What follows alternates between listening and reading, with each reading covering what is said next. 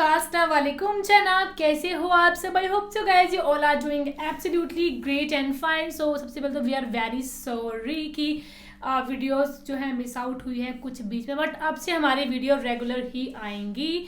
So guys आज की video का टाइटल है top 10 most amazing facts about Ramzan month. Ramzan का महीना एक पावन महीना, एक पवित्र महीना, तो इसके कुछ ऐसे फैक्ट्स होंगे कि जो अमेजिंग होंगे या कुछ चीज़ें हमें भी पता लगेंगी इस मंथ के बारे में कि जो हमें नहीं पता होंगी। सो इसको प्ले करते हैं वीडियो को और फिर करते हैं बाकी बातें डिस्कस। और ये लिंक डिस्क्रिप्शन में दिया है, सो करते हैं इसको प्ले। माह रमज़ान बरकतों, रहमतों और इबादतों वाला महीना। आज इसी पाक महीने के बारे में दिल खुश कर देने वाले फैक्ट्स बताने वाला हूँ, तो आखिर तक जरूर बने रहना।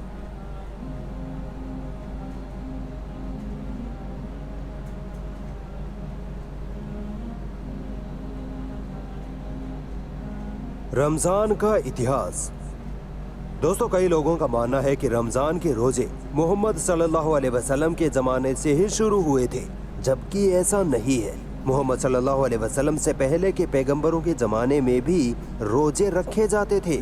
जैसा कि कुरान में इरशाद है, तुम पर रोजे फर्ज किए जाते हैं जैसा कि तुमसे पहले की उम्मतों पर फर्ज थे। आपको पता है मोहम्मद सल्लल्लाहु अलैहि वसल्लम की उम्मत यानी हम मुसलमानों पर रोजे कब लागू हुए थे? जब नबी सल्लल्लाहु अलैहि वसल्लम मक्का से मदीना हिजरत कर गए थे, तब सन 2 हिजरी यानी 610 ईस्वी में हम पर रोजे लागू हुए थे। और उस वक्त नबी सल्लल्लाहु अलैहि वसल्लम की उम्र 53 या 54 साल थी। रमजान का मतलब। दोस्तों, रमजान इस्लामिक कैलेंडर के 9वें महीने का नाम है। इस पाक महीने में हर मुसलमान 29 या 30 दिनों के लगातार भूखे प्यासे रहकर रोजे रखता है। सुबह सूरज निकलने से पहले से लेकर शाम को सूरज डूबने तक तकरीबन 14 से 16 घंटे पूरी तरह से भूखे प्यासे, ना पानी की एक बूंद, ना ही खाने का एक लुकमा। सोचो ईमान के कितने मजबूत होते हैं मुसलमान। दोस्तों, मुसलमान अपना रोजा शुरू करने के लिए सुबह जो खाना खाते हैं उसे सहरी कहते हैं, और जब शाम को अपना रोजा तोड़ने के लिए जो खाना खाते हैं उसे इफ्तार कहते हैं। मुस्लिम देशों में रमजान के नियम। दोस्तों, आपको पता है रमजान महीने में मुस्लिम देशों में कैसे कैसे नियम लागू होते हैं? आइए एक नजर डालते हैं। दोस्तों, सऊदी अरब में रमजान महीने में ये रूल्स लागू होते हैं कि कोई भी इंसान, चाहे वो मुसलमान हो या ना हो, पब्लिक में खाना पीना नहीं कर सकता, क्योंकि इससे रोजेदार लोगों को तकलीफ होती है। इसके साथ सऊदी अरब में ऑफिस, स्कूल, कॉलेज वगैरह का वर्किंग टाइम भी कम कर दिया जाता है, ताकि रोजेदार लोग इस बाबरकत महीने में खूब इबादत और रेस्ट कर सके। माशाअल्लाह। इसी तरह के नियम कानून लगभग सभी मुस्लिम देशों में लागू किए जाते हैं। कहीं कहीं पर तो इन नियमों को तोड़ने वालों पर लाखों का जुर्माना या जेल भी हो जाती है। रमजान के ताल्लुक से गलतफहमियां। दोस्तों, अक्सर गैर मुस्लिम रमजान महीने के ताल्लुक से काफी गलतफहमियां रखते हैं। जैसे कुछ लोग मानते हैं कि मुसलमान रोजे रखने के बाद खाना पीना तो दूर की बात, अपना थूक तक नहीं निगलते। ऐसा नहीं है। रोजेदार मुसलमान खाना पीना तो जरूर नहीं करते, मगर अपना थूक निगल सकते हैं, इसकी कोई मनाही नहीं है।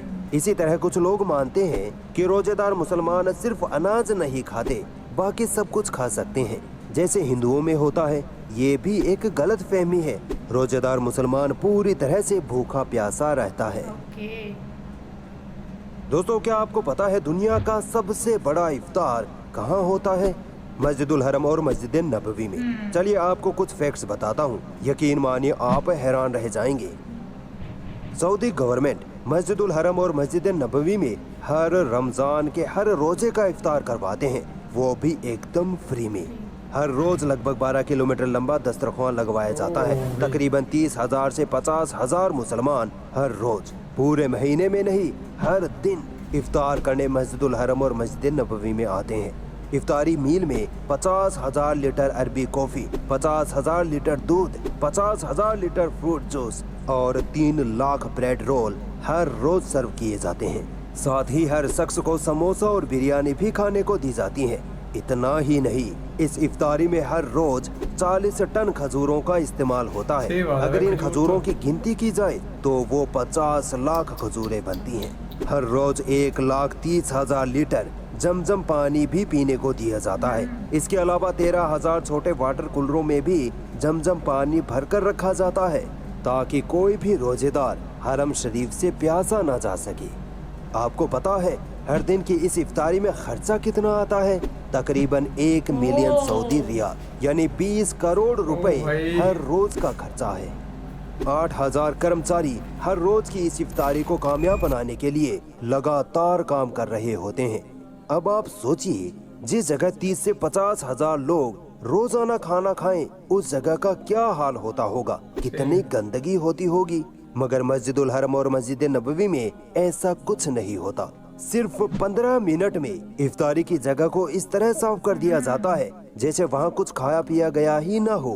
खाने पीने का एक भी टुकड़ा, एक भी दाग निशान नहीं रहता। सुभान अल्लाह। और इस तरह मस्जिदुल हरम और मस्जिद नबवी के इफ्तार दुनिया के सबसे बड़े इफ्तार का खिताब हासिल करते हैं। दोस्तों, सऊदी अरब रमजान के महीने में तकरीबन $1 अरब गरीब और मिस्कीन लोगों में बांट देते हैं। दोस्तों, क्या आप जानते हैं कि दुनिया में सबसे लंबा रोजा यानी सबसे ज्यादा घंटे का रोजा और सबसे कम वक्त का रोजा किन किन देशों में रखा जाता है? आइए बताता हूँ। दोस्तों, साउदर्न हेमिस्फीयर की तरफ वाले जो देश होते हैं जैसे चिली, न्यूजीलैंड, ऑस्ट्रेलिया वगैरह, यहाँ सिर्फ 11 से 12 घंटे का रोजा रहता है, जो कि दुनिया में सबसे कम वक्त का रोजा माना जाता है। जबकि नॉर्दर्न हेमिस्फीयर की तरफ वाले जो देश हैं जैसे आइसलैंड, ग्रीनलैंड वगैरह में तो 17 से 22 घंटों तक का रोजा रहता है। अल्लाहु अकबर। मगर 2023 में यहाँ 17-18 घंटे का ही रोजा रहेगा। इनके अलावा नॉर्वे देश का हाल तो और भी डरा देने वाला है।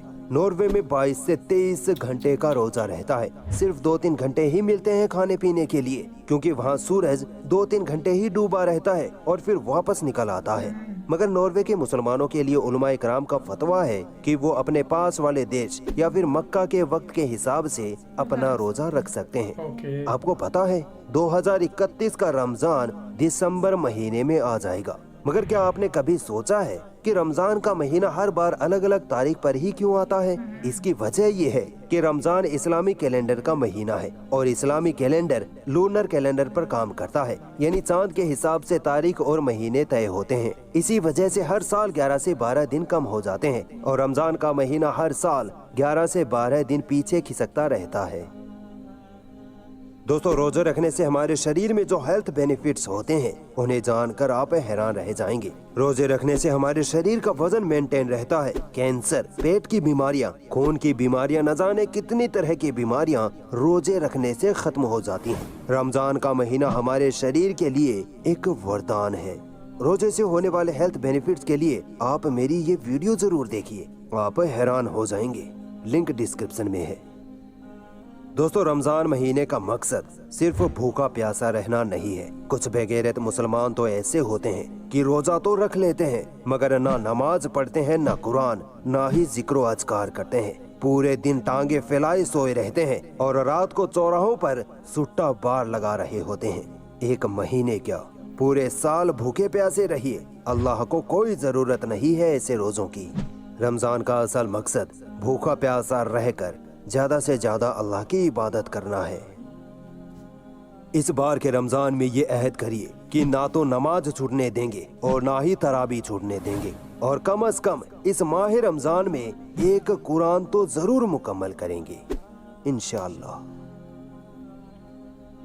दोस्तों, अगर आपको इस्लाम सो गाइस, ये थी वीडियो। कुछ अमेजिंग फैक्ट्स उन्होंने बताए हैं जो कि हमें बिल्कुल भी पता नहीं थे। बहुत सी चीजें थी जो हमें पता नहीं थी, है ना इसमें। हाँ, क्योंकि एक चीज़ है कि सऊदी अरब में रूल्स होते हैं कि कुछ भी, कोई भी पब्लिक में कुछ खा पी नहीं सकते, क्योंकि जिन्होंने रोजा रखा होता है फिर उनका मन भी करेगा ना। और जो स्कूलिंग का टाइम, ऑफिस का टाइम वो कम होता है। बहुत सही ये चीज है। सबसे बड़ा इफ्तार यार मस्जिद हरम और मस्जिद नबी में होता है। बहुत ही भीड़ भी होती होगी वहाँ पे भाई, है ना, हर एक तरसता होगा जाने के लिए। बट सऊदी के जो लोग हैं उनके लिए तो भाई आसान है वहाँ पे जाना, लेकिन जो बाकी कंट्रीज में रहते हैं उनके लिए तो बहुत ही ज्यादा डिफिकल्ट। हर एक का ख्वाब होगा कि वहाँ जाके रोजा रखें। और कुछ गलत फहमी भी थी जिन्होंने दूर कर दी है, जैसे लोगों का मानना था कुछ की। हाँ, मेरे को ये नहीं पता, मैं सोचा कि पानी वगैरह पी लेते होंगे, मेरे दिमाग में ये चीज मुझे भी नहीं पता कि ऐसा पानी भी नहीं पीते हैं। पानी भी नहीं पीते हैं भाई, कुछ भी नहीं करते हैं। सो बाकी ये थे अमेजिंग फैक्ट्स अबाउट रमजान। सो बाकी तो फिलहाल guys, thank you so much for watching the video. मिलते हैं नेक्स्ट वीडियो में।